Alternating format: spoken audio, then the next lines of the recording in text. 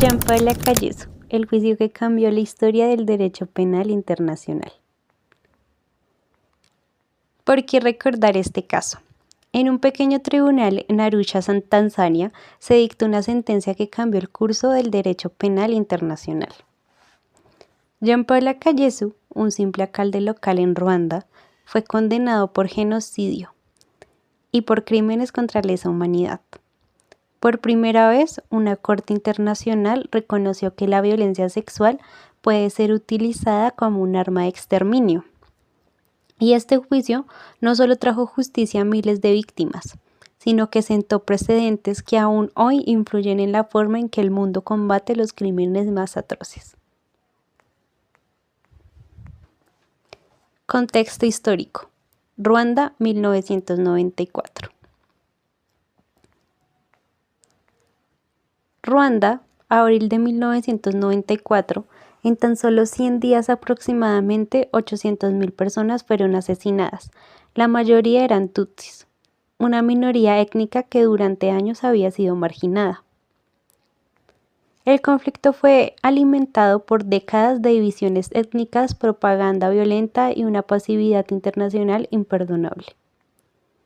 El asesinato del presidente ruandés desencadenó una ola de violencia sin precedentes. Hutus radicales organizados en milicias como la Interahamwe comenzaron una campaña sistemática de exterminio. Las víctimas eran atacadas en sus casas, iglesias, escuelas y muchos fueron asesinados con machetes, y entre esos horrores las mujeres fueron sometidas a violaciones masivas como parte de una estrategia de aniquilación.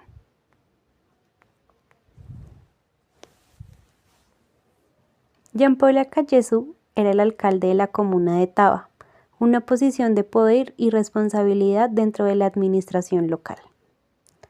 Antes del genocidio, Lacalle era considerado un líder respetado, pero nunca durante la masacre su papel cambió drásticamente. No solo falló en proteger a su población, sino que usó su autoridad para facilitar, permitir y alentar asesinatos, torturas y violaciones sistemáticas.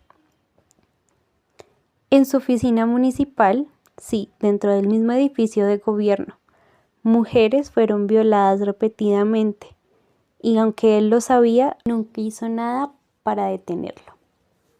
Los hechos y la acusación. El tribunal documentó que Lacalle incitó públicamente a la violencia contra los tutsis, señalándolos como enemigos del Estado. Fue acusado formalmente de genocidio y de crímenes contra la humanidad. Pero lo que hizo este juicio verdaderamente revolucionario fue la forma en que abordó la violencia sexual. Durante las audiencias, múltiples testigos, principalmente mujeres, declararon que fueron violadas por milicianos en presencia o con el consentimiento de Jean-Paul Lacalle. El tribunal encontró que esas violaciones no eran incidentales ni actos espontáneos, sino una parte integral de la maquinaria genocidia. Así, por primera vez, la violación fue calificada como un acto de genocidio, cuando es cometida con la intención de destruir total o parcialmente a un grupo étnico. El juicio. El juicio se llevó a cabo ante el Tribunal Penal Internacional para la Ruanda, establecido por la ONU en 1994.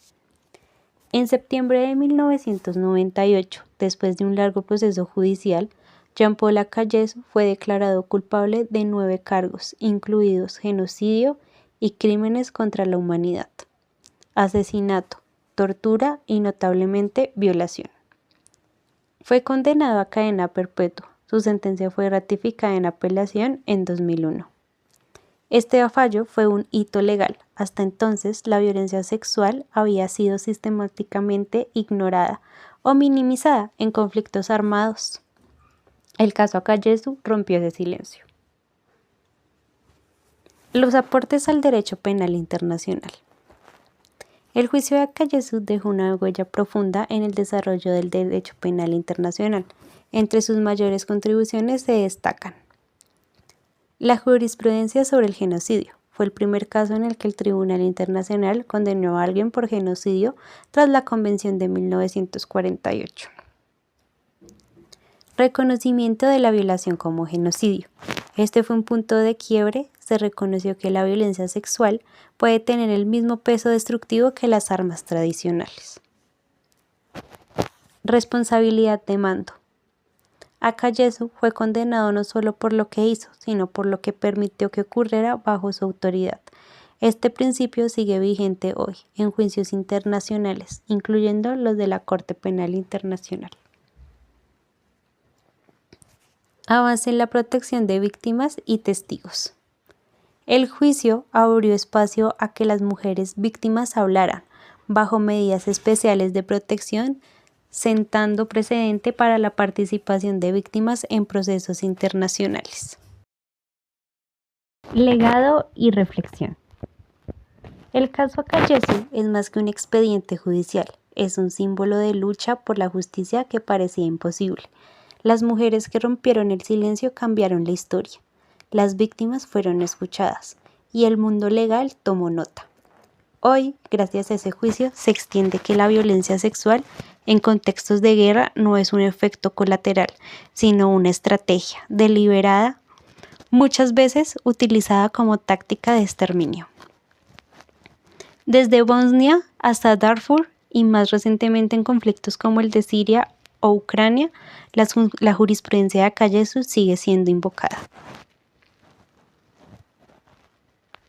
Recordar a Akayesu es recordar el poder de la justicia internacional y sobre todo es un homenaje a las voces que se atrevieron a hablar y cambiaron el mundo. Esta sería una conclusión de lo anteriormente dicho. Los crímenes cometidos por Jean-Paul Akayesu ocurrieron en Ruanda, un país de África Central, específicamente en la comuna de Taba, donde él ejercía como alcalde, una autoridad local con poder administrativo y político. Entre abril y julio de 1994, en medio del genocidio que devastó el país, Akayesu no solo fue testigo de atrocidades inimaginables, fue partícipe. Los hechos se desarrollaron con brutal claridad. Primero, permitió el establecimiento de milicias armadas en su comuna. Luego, incitó públicamente a la población hutu a atacar a los tutsis, alentando el odio y la eliminación sistemática de la etnia contraria. A medida que avanzaban los días, su oficina municipal se convirtió en un epicentro de terror. Allí mujeres y niñas fueron violadas en grupo, muchas veces en presencia de autoridades locales. Akayesu sabía y no solo no detuvo estos crímenes, sino facilitó la condición para que ocurrieran.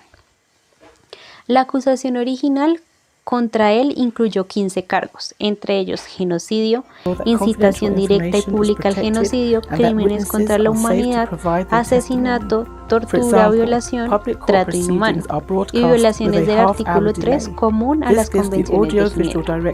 A lo largo del juicio, los fiscales lograron demostrar no solo su responsabilidad directa por actos cometidos, sino también su responsabilidad de mando como líder local. Era su deber proteger a la población civil y no lo hizo. En septiembre de 1998, el Tribunal Penal Internacional para la Ruanda, con sede en Arusha, Tanzania, lo declaró culpable de genocidio y crímenes contra la humanidad, incluyendo la violación como acto genocidio.